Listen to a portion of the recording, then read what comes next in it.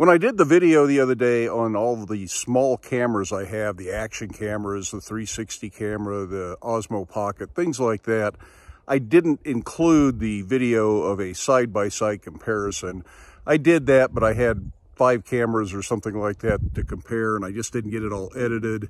And that other video was getting a little bit long, so I didn't include it. So today I thought I would share that clip. So here is the clip of the different cameras just being compared to see what the video looks like and kind of what the image. There's no color correction or anything else. It's just exactly the way the video came out of those cameras. So what do you say we take a quick look at what each of these little cameras can do standing right here in this single position? And I think I'll start with the little Osmo Pocket. And right now it's actually pointing at that camera. But if I push a button here, it should flip around and point to me. There we go.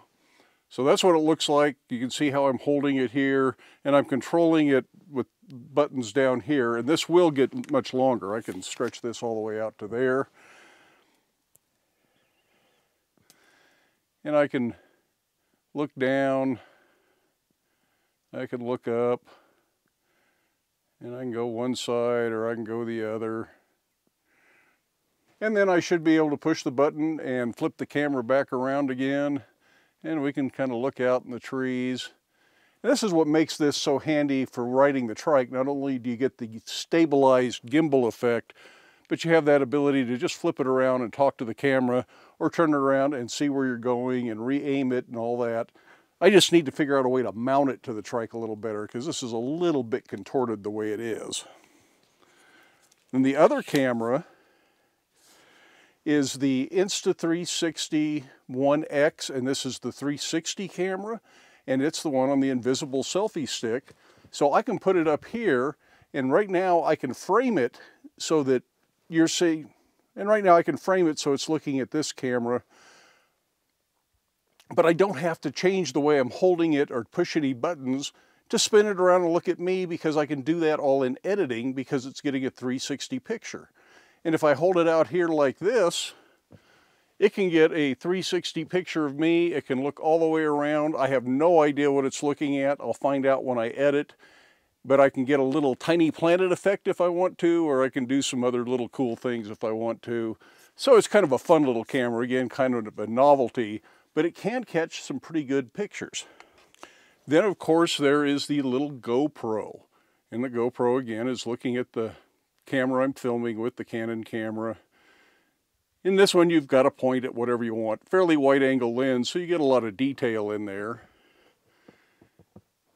But also pretty clear. I think this one's actually shooting in 4K because that's what I've been doing on the drone.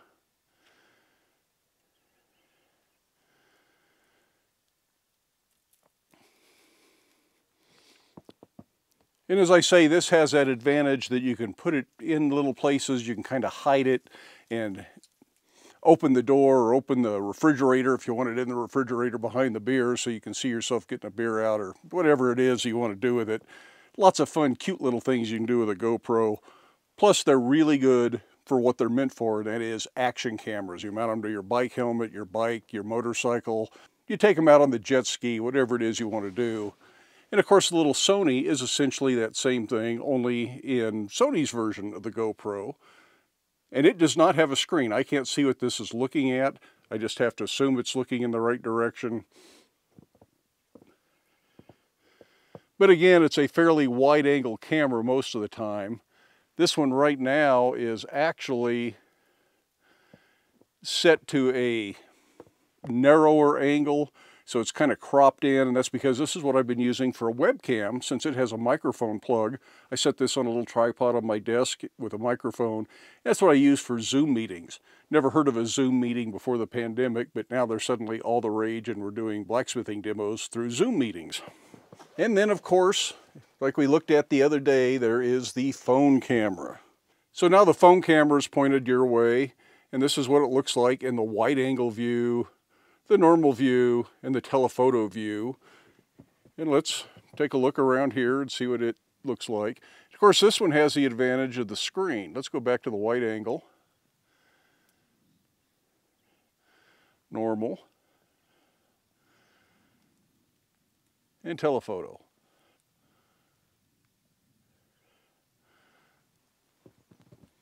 So really, I think the phone camera will prove very useful in the long run. Okay, let's go back inside because it's kind of cold out here.